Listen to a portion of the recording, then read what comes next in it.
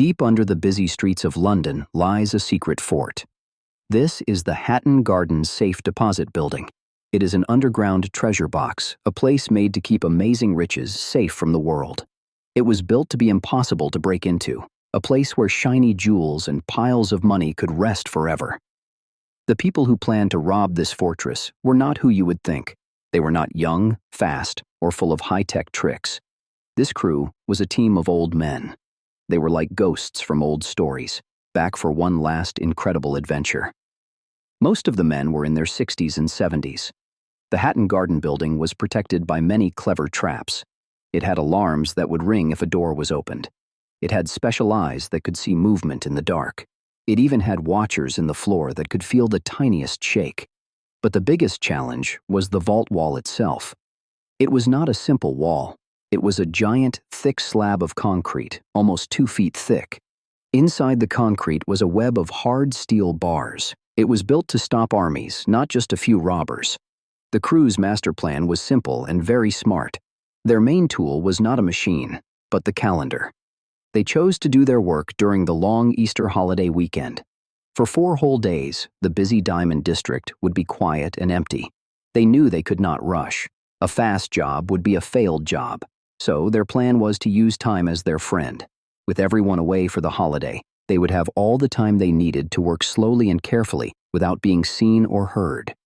The leader of this amazing crew was a man named Brian Reeder. He was 76 years old, and everyone called him the Master. He was the brain who put the whole incredible plan together. He had a team of old-school experts with him. Terry Perkins, who was 67, was the planner who knew all about heavy tools. And Daniel Jones, who was 60, was the hard worker, ready to face the giant concrete wall. This crew was made of old-school experts. They were called the Diamond Geezers. Their leader was Brian Reeder, a man of 76 years. He was known as the Master because his plans were so smart. His team was just as experienced. Terry Perkins was 67, and he knew all about heavy machines. Daniel Jones, who was 60, was the crew's workhorse. He was ready for the tough, physical job of breaking in. Their plan was to be like ghosts. They would not go near the strong front door. Instead, they found a weak spot.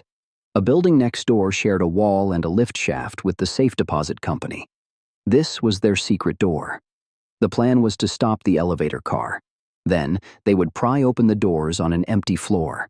From there, they would climb down the dark, empty shaft into the basement. But as soon as they entered, they hit a problem. A silent alarm system was watching. When they forced open the first set of doors, the system sent a text message. It went straight to the phone of the building's security guard. The whole heist should have stopped right there. A guard knew something was wrong. The police could arrive at any second. The crew stopped, holding their breath in the quiet dark, waiting for sirens that never came. To beat the vault wall, they brought their main weapon. It was a giant drill called a Hilti DD350. This was not a quiet tool. It was a heavy-duty machine used to break down buildings. The drill was a monster, weighing over 70 pounds. It had a special tip made of diamonds, the only thing hard enough to cut through the vault's thick concrete wall. Their plan was pure power. They would drill not 1, but 3 large holes side by side. The holes would overlap, creating a single opening just big enough for a person to squeeze through. On the first night of the long weekend, the work began. The drill screamed as it bit into the concrete. Thick dust filled the small room, making it hard to breathe. For hours, the men fought the wall. But this amazing crew did not give up. They were old, wise, and very calm. They simply packed up their tools, went home, and got a good night's sleep. The next day, one of the men did something incredibly bold. He drove his own car to a tool shop. He bought a new, more powerful machine to break the wall. They were going back. On the second night, they returned. The building was still quiet and empty. They slipped back down the dark lift shaft and walked to their half-finished hole in the wall. With their new tool, they began to push again. The machine groaned and whined. Then, with a loud crack, the last part of the thick concrete wall broke apart. They were in. Inside, it was a treasure room. Rows and rows of metal safe deposit boxes filled the space. Many had not been opened in years. The crew got to work with their crowbars. They pried open box after box. In the end, they opened 73 of them.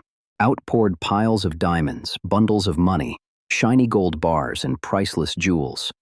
Their getaway plan was just as simple as their tools. There were no fast cars or secret tunnels. They just used large plastic wheelie bins.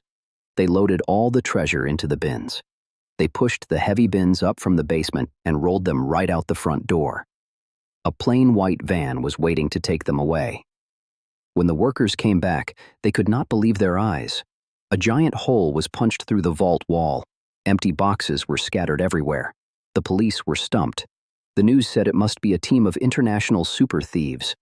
No one guessed it was a group of old men who made one simple mistake that would later give them away.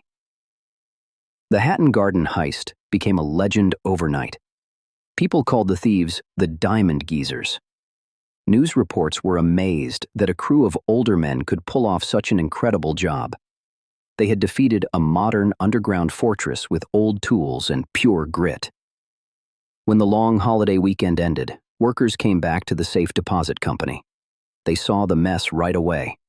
The main vault door was locked from the inside. When police finally opened it, they stared at a giant, ragged hole in the thick concrete wall. Inside, the scene was one of quiet chaos. Hundreds of metal boxes were pulled out and broken open. Jewels, gold, and cash were gone. The police knew this was a huge crime, done by a very experienced crew of criminals who knew exactly what they were doing. But the clever crew made a big mistake. One of the men, who was in his 70s, used his own car during the heist. He did not turn off his phone. The police could use the phone's signal to see exactly where he was and when he was there.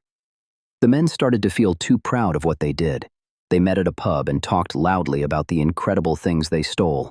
They did not know that police were already watching them. The crew's bragging would help the police catch them all. Investigators began to look at camera footage from all over the area. They spent many days watching videos. They looked for any car or person that seemed out of place near the Hatton Garden building during the holiday. It was slow, careful work. Finally, they found a small white van. It was seen near the building on both nights of the heist. This was the clue they needed. The police worked to find the owner of the van, which led them directly to one of the crew members. The police net was closing in. They secretly watched the old men. They saw them meeting and moving bags. The crew had no idea that every move they made was being recorded. The hunt for the thieves was almost over. Some of the men in the crew started to get nervous. They tried to hide the stolen treasure. They melted gold in a kitchen and buried jewels in a cemetery. But it was too late. The police had all the proof they needed. One morning, police cars swarmed the homes of the crew.